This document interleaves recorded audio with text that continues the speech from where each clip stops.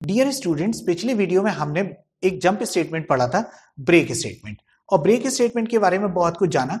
अब हम दूसरे स्टेटमेंट यानी कि कंटिन्यू स्टेटमेंट पे आ रहे हैं। कंटिन्यू एक कीवर्ड की तरह कीवर्ड होता है जिसका यूज क्या होता है। ब्रेक क्या करता था, ब्रेक जिस समय पे आता था, एनकाउंटर होता था, वो लूप से बाहर ले आता था, यानी कि लूप को दोबारा चलने के लिए इंसिस्ट नहीं करता था।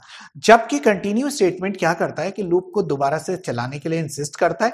लूप अपने पूरे राउंड लगाता है, लेकिन जो ब्लॉक ऑफ स्टेटमेंट हमें रोकना होता है, जिसको कंटिन्यू नहीं करना होता, हम उसको कंटिन्यू के बाहर कर देते हैं। तो उससे क्या होता है कि वो ब्लॉक नहीं चलता, बाकी लूप अपने पूरे राउंड करता है। तो जब भी ऐसा करना हो कि लूप को ब्रेक नहीं करना, हम यूज करते हैं कंटिन्यू स्टेटमेंट। अच्छा, एक और चीज है, वो अर्ली एग्जिट था, ये अर्ली जंप है, यानी कि बीच में से जंप मारता है, ऊपर आ जाता है और ये बार बार चलता रहता है। ब्रेक स्टेटमेंट तो बहुत ज्यादा इनकाउंटर किया जाता है, बहुत ज्यादा काम में आता है। जबकि कंटिन्यू स्टेटमेंट को अगर बात करें तो कंटिन्यू स्टेटमेंट इतना ज्यादा यूज में नहीं आता, क्योंकि वो और इसके रिप्लेसमेंट बहुत सारे होते हैं।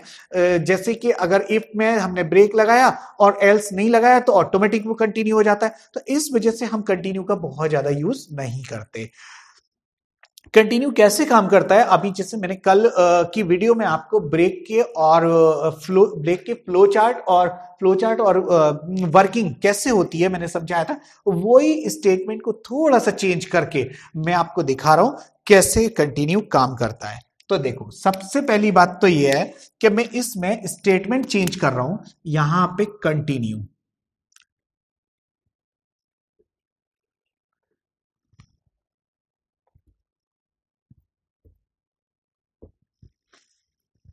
कंटिन्यू जब यहां लिख जाता है तो देखो, ये जो एक एरो गया है, ये एरो यहां से खत्म हो जाता है। इसका मतलब ये हुआ कि ये अब जैसे ब्रेक के बाद में क्या करता था, वो B5 पे पहुंचता था, अब B5 पे नहीं पहुंचेगा। वो कहां जाएगा, वो जाएगा सीधा का सीधा इंक्रीमेंट डिक्रीमेंट पे। यानी कि पहले B5 पे दो रास्तों से जा रहा था, मैं अभी बात कर रहा हूं, दो रास्तों से जा रहा था। कंडीशन 1 के फॉल्स होने पे भी जाता था और ब्रेक से भी आता था। लेकिन अब वाले में हुआ क्या कि कंटिन्यू से ऊपर चला गया, तो सिर्फ एक ही रास्ता है, जब लूप से बाहर निकलेगा तभी B5 चलेगा, नहीं तो नहीं चलेगा।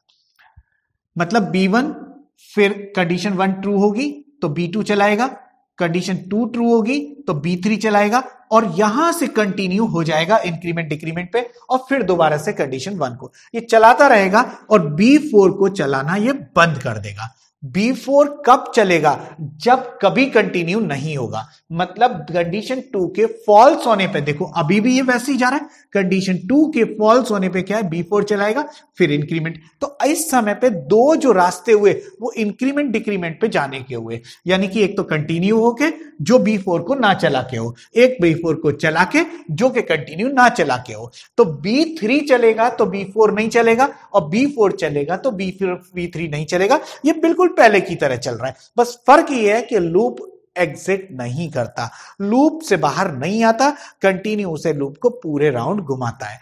ठीक है, अब फ्लो चार्ट पे आ जाते हैं।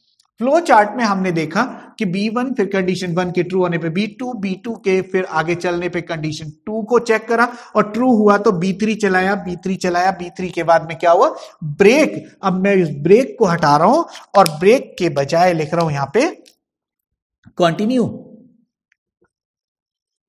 और जब कंटिन्यू चलता है तो वो क्या करता है, देखो B5 पे अब कभी भी नहीं जाएगा, B5 पे वो कभी भी नहीं जाएगा।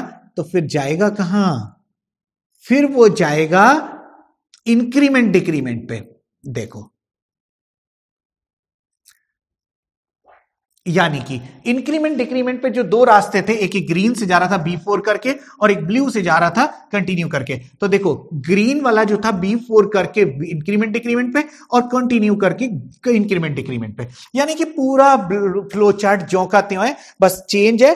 तो कंटिन्यू के बाद B5 कभी नहीं चलेगा, ठीक है। और फिर B5 कब चलेगा, चलने दो अपनी जगह पे जब ये चलेगा। मतलब जब कंडीशन 1 फॉल्स होगी, नो हो जाएगी, तो वो क्या करेगा, B5 चलाएगा। ठीक है, ये था। और अच्छा B3, वो B3 चला के या B4 चला के जब कंटिन्यू होता है तो लूप फिर दोबारा से ऐसे ही चलता रहता है। मेरी बात सब समझ में आपको आ गई होगी। अब लेके चलता हूं मैं आपको स्क्रीन पे, लैपटॉप की स्क्रीन पे, जिसमें मैं आपको इसके कुछ एग्जाम्पल, ज्यादा तो नहीं लेकिन एक एग्जाम्पल दिखाई देता हूं। ठीक है ना।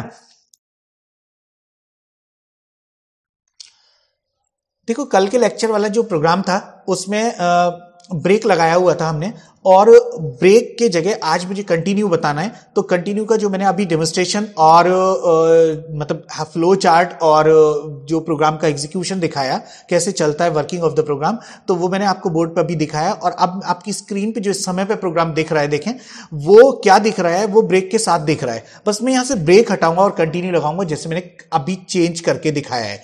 देखो कैसे मैंने यहां से ब्रेक हटाया और यहां लिखा CONTINUE, कंटिन्यू। कंटिन्यू के लिखते ही देखिए आपके प्रोग्राम में कितना बड़ा चेंज आने वाला है। बाकी मैंने कोई चेंज नहीं किया है, यानी कि मेरा जो क्वेश्चन का जो एम है, वो ऑब्जेक्टिव है, वो क्या है, वो ये है कि जब भी 10 नंबर लिए जाएं, उनमें से 5 का जो भी डिविजिबल आए उसको डबल प्रिंट ना करे, बाकी सारे नंबरों को double double double double print करे। ठीक है, तो देखें जरा क्या होगा।